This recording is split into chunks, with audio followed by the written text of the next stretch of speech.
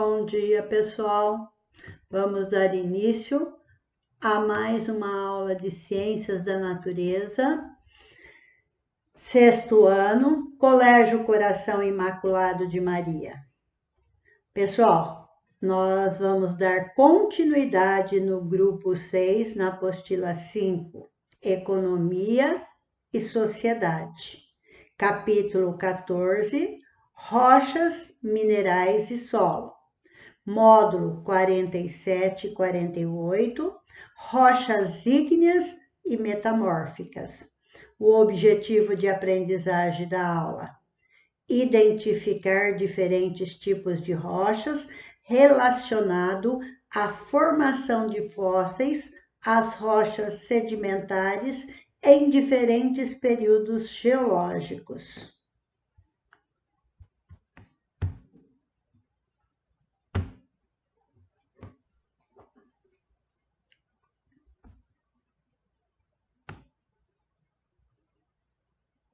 Pessoal, rochas ígneas e metamórficas. Vamos falar primeiramente das rochas ígneas. O que seriam as rochas ígneas? As rochas ígneas são aquelas que se formam a partir do resfriamento do magma, tá? Então, quando o magma é lançado para fora, para a crosta terrestre, ele resfria, e quando ele resfria, ele vai dar origem às rochas ígneas, que também podem ser chamadas de rochas magmáticas. Só que não é só fora, ele pode pegar alguma fenda, alguma abertura no solo e ele pode resfriar ali também, e dando, sempre pensando que rochas ígneas são aquelas que se formam a partir do resfriamento do magma, tá? Então, nós temos aí que durante a formação do planeta, a atividade vulcânica intensa, com grande extravasamento do magma do manto para a crosta em diversas regiões da Terra, deu origem às rochas ígneas ou magmáticas. Essas rochas são muito utilizadas na construção civil, na fabricação de pisos, revestimentos, muro, pia, etc. Nós temos alguns exemplos aí que são os mais comuns que a gente conhece, que é o granito, né? E o basalto. Então, nós vamos falar um pouquinho deles aí agora.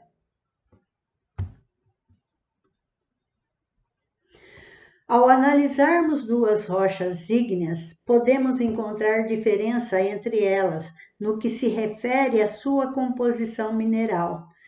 O basalto, por exemplo, ele é uma rocha rica em ferro e magnésio, enquanto que o granito ele é composto por minerais como o quartzo, o feldespato e a mica. Tá? Então, nós temos aqui dois exemplares que eu já tinha feito menção a eles aí na questão anterior. Então, nós temos aí, olha, o basalto, que é essa rocha preta aqui, né?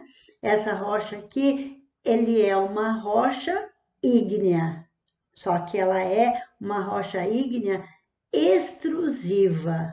E aqui eu tenho o granito, que ele é uma rocha ígnea intrusiva. Nós vamos explicar o porquê rochas ígneas intrusivas e extrusivas, tá? Então, vocês podem perceber aqui que no basalto a gente enxerga uma rocha homogênea. Você não vê os minerais que estão aqui constituindo essa rocha. A gente não consegue aqui definir. E nessa daqui a gente já percebe o quartzo, o feldespato, a mica. Então, nós vamos explicar por que que acontece isso. Aqui nós temos outra rocha magmática também, ou ígnea, né?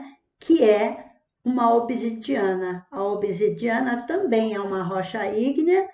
Aí nós vamos ver que ela é extrusiva. Pessoal, podemos notar o basalto, que o basalto ele apresenta coloração escura e homogênea. E o granito apresenta uma coloração mais clara. o que possibilita a identificação dos cristais de minerais que os compõem. Essa diferença está relacionada ao processo de formação dessas duas rochas. Assim, conforme o local em que há o extravasamento e a solidificação do magma, pode-se formar dois tipos de rochas. Dois tipos de rochas ígneas, que podem ser rochas ígneas extrusivas e rochas ígneas intrusivas. O que quer dizer isso? Rochas ígneas extrusiva. Por exemplo, o magma é lançado fora, então ele vem para sobre a crosta terrestre. Quando o vulcão lança a lava, que é o magma, ele lança sobre o solo, essa lava está em alta temperatura e quando ela entra em contato com o solo que está frio, ele vai resfriar rapidamente. E quando ele resfria rapidamente, há uma formação homogênea do material, então ele se torna homogêneo, a gente não consegue definir aí os minerais que estão formando. Já quando a lava, ela vai sair, mas ela não consegue romper, ela fica presa num espaço, numa vala aí do solo, e ela demora mais tempo para resfriar. Quando ela vai demorar mais tempo, ela tem condições de formar cristais maiores. É o caso do granito, ela consegue formar os cristais de quartzo, os cristais amica, então, maiores. Então, a gente consegue definir, enxergar esses minerais. Então, a rocha, quando ela é extrusiva, a gente não define quase o material. Olhando, a gente percebe uma rocha homogênea. Enquanto que quando ela demora mais tempo, que ela está na parte, numa fenda lá dentro da crosta, que ela demora para resfriar, ela vai formar cristais e a gente vai conseguir definir quais são esses cristais que ela possui. As rochas ígneas extrusivas formam-se quando o magma, chamado de lava, extravasa para a superfície da crosta. Ao entrar em contato com a superfície mais fria, a lava resfria rapidamente, dando origem às rochas com um aspecto visual mais homogêneo, como é o caso do basalto e da obsidiana, que essa daqui é a obsidiana, e o basalto é que nós vimos anteriormente.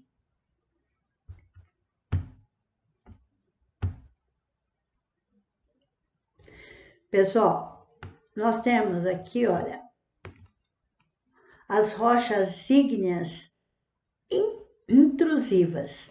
Tem origem quando o magma resfria entre as fraturas de rocha da crosta, formando-se assim no seu interior. Então, ela vai ficar lá nas fraturas, no meio lá do solo, no meio das rochas, ela fica numa fratura, num espaço.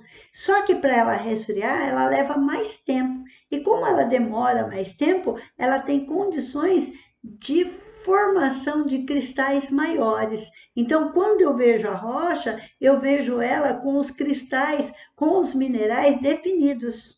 Aqui nós temos o diorito, então a gente consegue ver bem os minerais que compõem essa rocha aí, ó. Esse resfriamento ocorre de maneira mais lenta e gradual, fazendo com que as rochas assumam aspectos peculiares.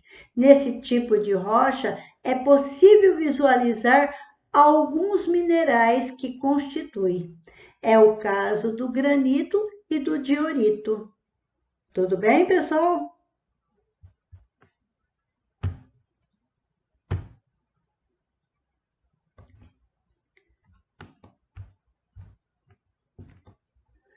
Já as rochas metamórficas, como o próprio nome diz, elas sofrem um metamorfismo.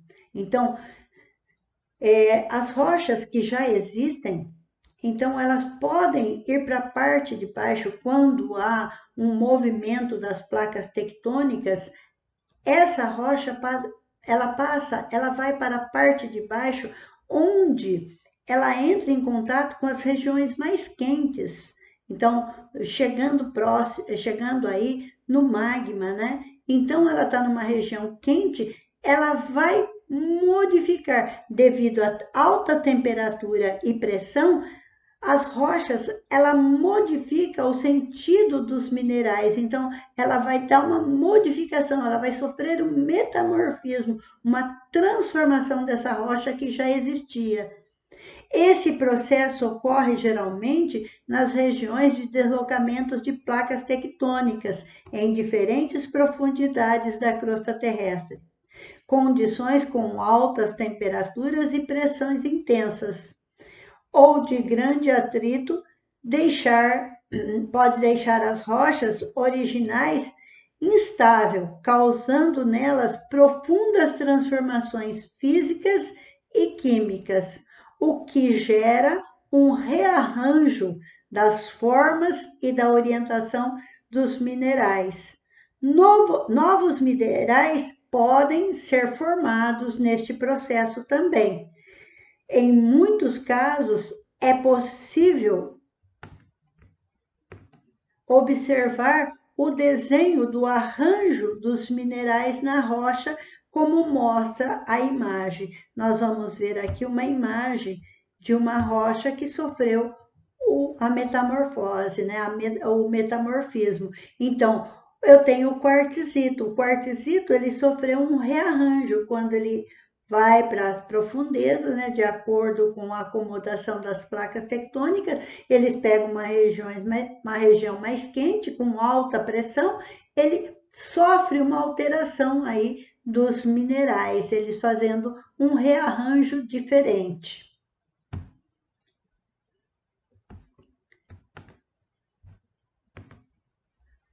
O mármore, a ardósia, gneiss, tudo essas rochas aí, elas são rochas metamórficas, tá? Então, lembrando, granito, basalto são rochas ígneas ou magmáticas, já que o mármore, a ardósia, o gneiss, elas são rochas metamórficas.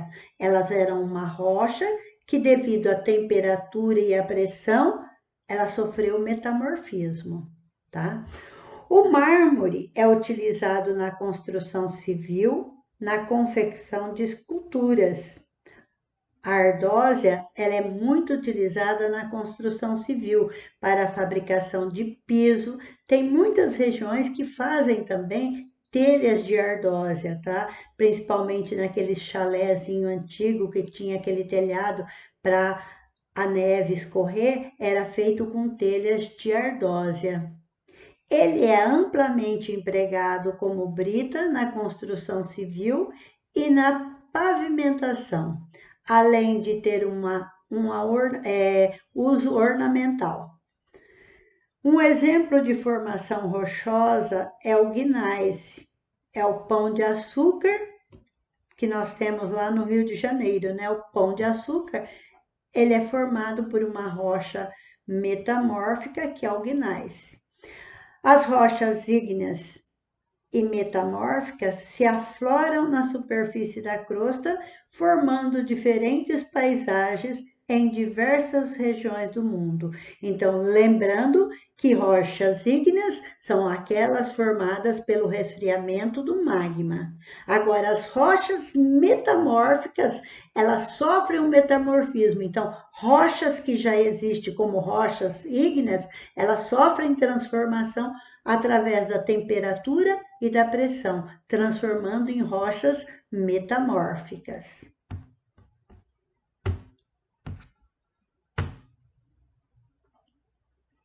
Aqui nós temos dois exemplos. Neste primeiro exemplo aqui, ó, nós temos um paredão aqui lá nas cataratas lá da Indonésia, né? Que esse paredão é formado por basalto. Basalto, lembrando, é uma rocha magmática. Então, todo esse paredão que forma aí é basalto. Aqui no Brasil, nós temos lá no Rio de Janeiro o pão de açúcar.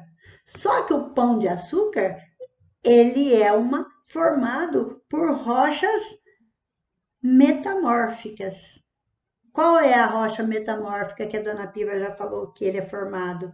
Por gneiss, tá? O gneiss é uma rocha metamórfica e que o pão de açúcar é formado por ele, tá? Então, nós temos aí dois exemplos.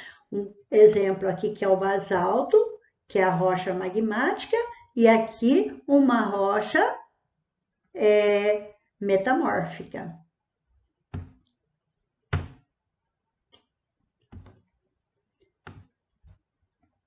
Pessoal, aqui nós temos, vamos falar um pouquinho do mármore de Carrara, né? Então, nós já sabemos que o mármore, ele é uma rocha metamórfica, tá? Então, lá, tem um termo aí escrito aí, cuspido e escarrado. É uma expressão popular usada para falar de alguém que é muito parecido com o outro. Por exemplo, se o pai parece muito com o filho parece muito com o pai, a gente fala, eles são tão iguais que parece cuspido e escarrado. Quer dizer, porque são muito iguais. Na verdade, vem da expressão italiana traduzida como esculpido em Carrara. Quer dizer, quando você esculpe no mármore de Carrara, tá? Carrara é uma região italiana famosa pelo mármore de excelente qualidade, que foi muito usado em escultura e na construção de edifícios. O mármore é uma rocha metamórfica formada pela transformação da rocha sedimentar calcário. Então, o calcário, a rocha calcário, ela sofre uma transformação e forma aí o mármore, que é rico em carbonato de cálcio. Apresenta coloração branca, podendo variar para rosa, verde ou preto. Aqui nós temos, você já deve ter visto lá na aula de artes, mas se não viram, ainda a Ana Paula vai falar esse ano para vocês, né? Da estátua de Davi, que ela tem uma altura de 5,17 m, né, de altura, e foi esculpida pelo italiano Michelangelo. Em um bloco único, usou um bloco só, ele esculpiu toda essa imagem, a estátua de Davi, tá? Foi lá na pedreira de Carrara. Atualmente encontra-se exposta na Galeria da Academia de Belas Artes em Florença, na Itália. Então, Michelangelo, ele esculpiu num bloco só de mármore, ele faz todos os detalhes bem detalhados aí, bem nessa rocha, que é uma rocha metamórfica, tá? Para ir além, lembrando aí, lembra que a dona Piva falou do aquífero Guarani, que ele está bem aqui embaixo dos nossos pés, né? O aquífero Guarani, ele tem uma extensão de aproximadamente 1.200.000 quilômetros quadrados. Cerca de 90% de sua área está confinada por basalto, resultante de uma sequência de derramamento de magma, considerado os maiores da história do planeta, o que ocorreu no período entre 138 milhões de anos e 127 milhões de anos atrás. Foi quando aconteceu o derramamento dessa lava e houve o resfriamento. E hoje aí ele vai estar dando a formação aí do nosso aquífero, tá? Pessoal, vamos lá para fazer os exercícios de aplicação 1, 2, 3 e 4. Isso é para a aula tá? Aula ao vivo. Tarefa, exercícios propostos 5 e 6, página 393 e 394. Fazer o para conferir o 1 e o 2 da página 402. Obrigado aí, professora Piva. Pessoal, se vocês tiverem oportunidade de ter um pedaço da rocha, do granito, do basalto para a nossa aula e alguém puder apresentar aí, nós podemos estar observando quem for trazer aí, ó. Se tiver porque muita gente tem pedaços de granito para fazer peso, ou um pedaço de rocha do basalto, ou uma obsidiana, quem tiver e puder levar a aula ao vivo, a dona Piva acha legal. Tchau para vocês, até a aula, beijo no coração.